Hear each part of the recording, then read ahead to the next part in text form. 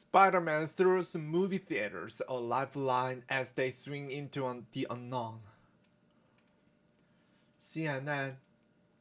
When they post a big rating these days, TV executives are often fond of saying the pipes still works. They mean that while the audience had scattered among hundreds of options, old-time broadcasters can deliver a level of mass reach that's hard to equal anywhere else. The same adage applies to movie theaters this weekend with the arrival of Spider-Man No Way Home, a film that's demonstrating it's still possible to amass a giant opening weekend at the box office, even if such super powered numbers have become rare, bordering on unheard of amid the pandemic. Indeed, initial box office returns for the third Spider-Man movie have felt like a psychological bam for a movie industry cast into crisis mode about its future. Dramas and more serious movies were already migrating to streaming. But even titles designed as popcorn selling crowd pleasures have struggled as theaters have sought to recover. One blockbuster won't be enough to turn back the clock or drive scary headlines about the latest COVID variant out of the people's minds. Yet seeing Spider-Man No Way Home only at the industry screening normally a more jaded assembly than an opening night crowd brought back some of the particular joys associated with watching movies in a communal setting. At key moments, there were whoops, cheers, and appreciative laughs loud in places, more muted in others, where the references surely played to the subsection of the audience. After attending screening for a month in sparsely populated theaters to allow for social distancing, the experience felt like a reminder of how certain kinds of movies benefit from being shared. The audience reaction didn't match Avengers Endgame in its boisterousness, but it did bring to mind that the moment early in the pandemic when video circulated of the audience going wild at each climatic sequence.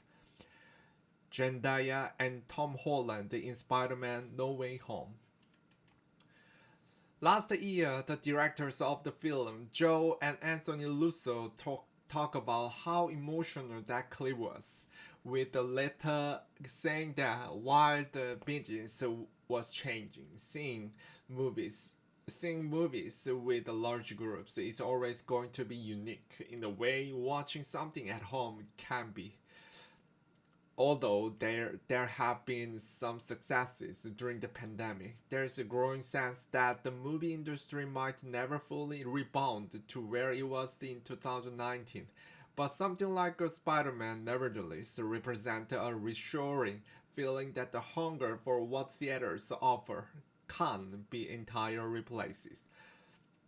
Back when one of the last major network hit, The Big Bang Theory, went off the air in 2019, series producer co-creator Chuck Lorre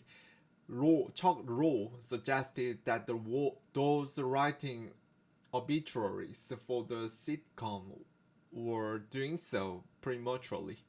I've been doing this long enough to know I've heard the bold statement that it's it, that's easy. This is it. This won't happen again many times, he told CNN, and it does. So humility would just suggest that making a blanket statement that this is the end is probably foolish. Hollywood can't pivot on the dime, but the forecast for movies in theaters have become more even Darwinian, favoring a very select few that meet the criteria to qualify as an event.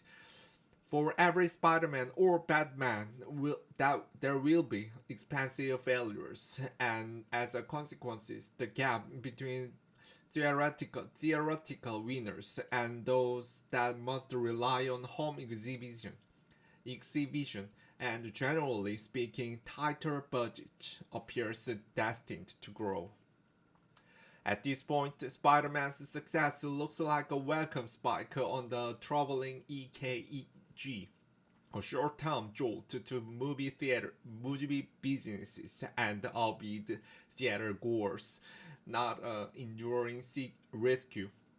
For this week, anyway, as millions flock to the movies, it's nice to see that pipes still work. In that, Spider-Man had shot to theaters a lifeline, even if their Spider-Man's spider sense ought to be tingling about what lies ahead as they swing into the unknown.